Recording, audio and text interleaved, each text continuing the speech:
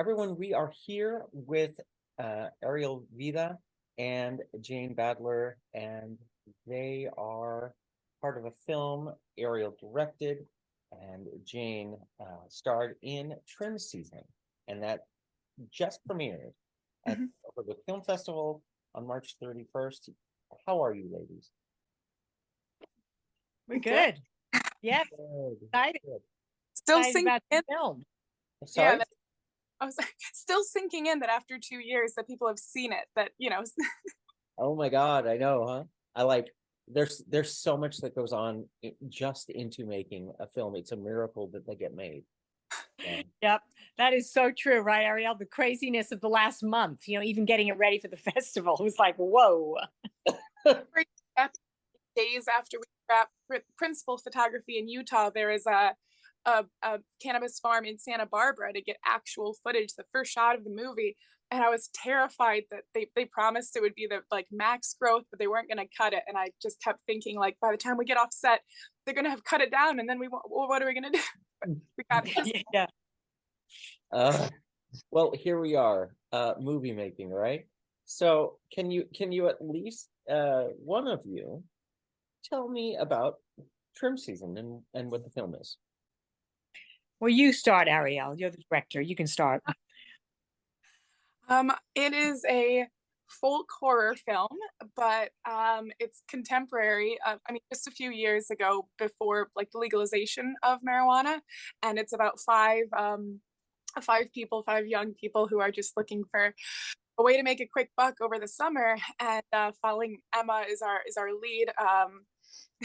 A lot in common with me. Everything's going wrong. She's lost her job, her car broke down, and they all get persuaded to go up north, which does happen a lot. They go up north to Humboldt County to work for a couple weeks on a cannabis farm trimming, and there's always a little bit of a human element in this illegal cannabis business. So it's already a little sketchy when they get off the grid. They have to leave their cars behind, but after the first few nights, it's getting weirder and weirder, and there's a good chance that there's more than just the normal human danger in those mountains. And so then, Jane, where does your character Mona come in?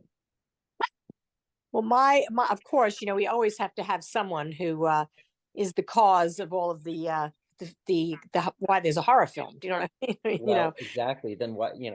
That's why. So I'm obviously the main protagonist, moving along the horrific events that then start to uncover in the film. But I think Mona is a kind of a witch with a difference. I think we tried, Ariel and I, and with the script, to make her someone who was multidimensional and had her own past, her own very traumatic past, and her own needs and her own addictions. And even though she has superpowers, I think that there's a lot of not humanity, I shouldn't say, we don't want to say humanity in the same breath as Ramona, but there's a lot of reasons that drives her to behave the way that she does. Well, that's what makes a good villain or a heavy. I don't even know that you'd want to call it a villain, because a villain you have to be able to relate to be afraid of them. Yeah. But I do think the best villains that I have seen on screen, there was also an element of them that I related to, and that I actually was kind of, rooting for them in a weird way. Yeah, exactly. Loved seeing them on the screen, and kind of there was that little tiny part of you that's going, because they made themselves vulnerable in some way, even in their evilness. Yes, entirely.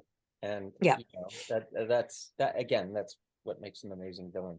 So Ariel, how did you come in contact with the script? What was your first reaction, and why did you say yes? So I think if it didn't come up, Jane is also one of the producers, one of our amazing producers. Oh, I'm so sorry.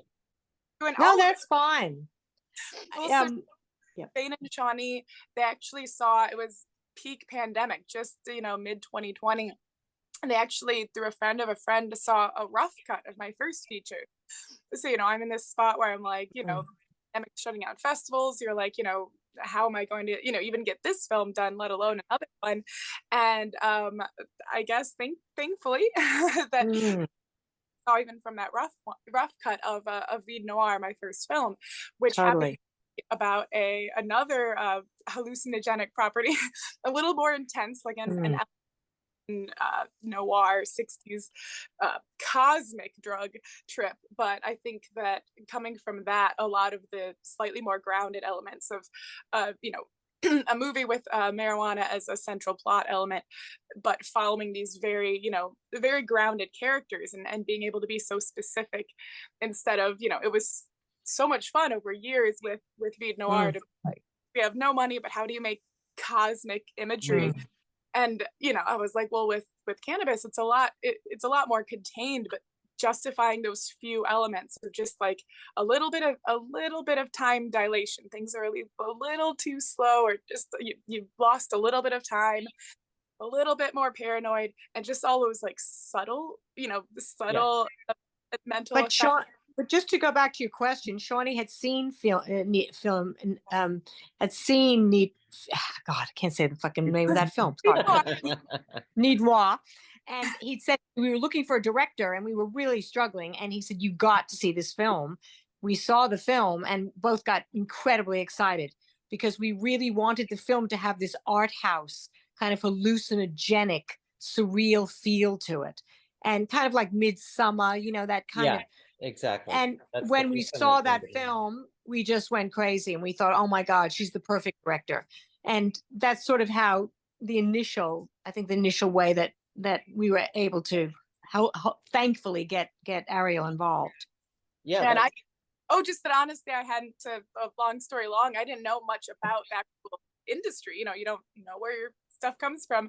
And as soon as I was looking into it and watching all of the, true crime documentary style, I would speak to like former trim girls who said that that they were up there and they'd be in their tents at night and hearing these strange, hearing the other farms, which were extremely territorial, and knowing that you can't cross these boundaries, and hearing strange animals like mountain lions in the woods. So it was great to immediately, when I started poking around the edges of I was like, I need to know the foundation that this story takes place in. And I was like, oh, this perfect sense for folk horror, like all of the elements are already there right now, or legalization, so you just tip it slightly farther, and that really drew me in. I was like, how has no one done this before?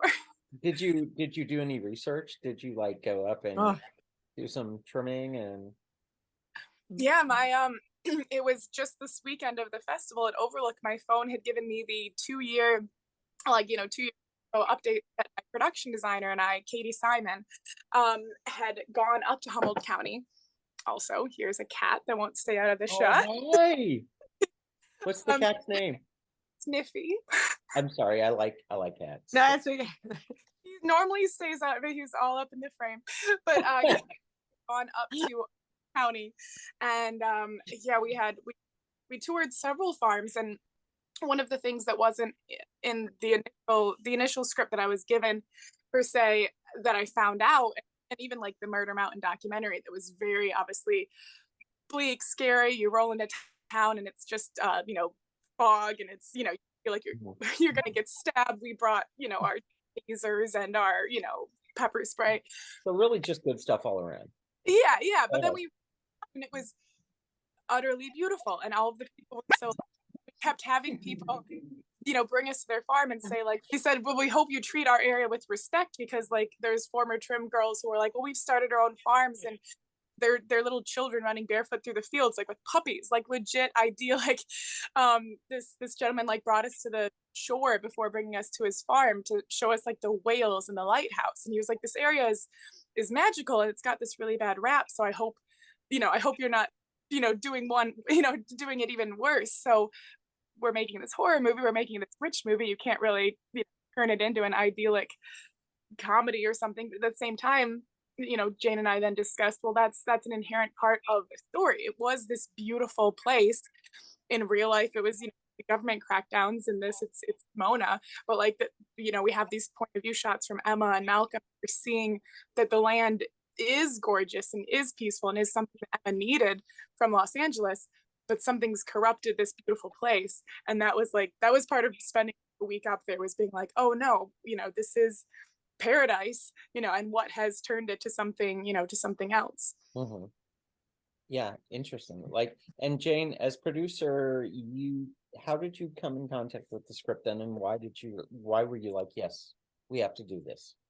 Well, I'd worked with Shawnee before, Shawnee Lamotte, and we did a film called Free Fall. I mean, actually, Free Fall was a film that I had done the year before. It was a script that he'd shown me and I loved. I wasn't involved with producing as much as that I'd bought the script. But with this one, he sent me the script and he said, oh, I just think that you'd be, incredible as the witch. And I thought, well, it was the definitive baddie. I've played baddies before, like in V, many, many years earlier.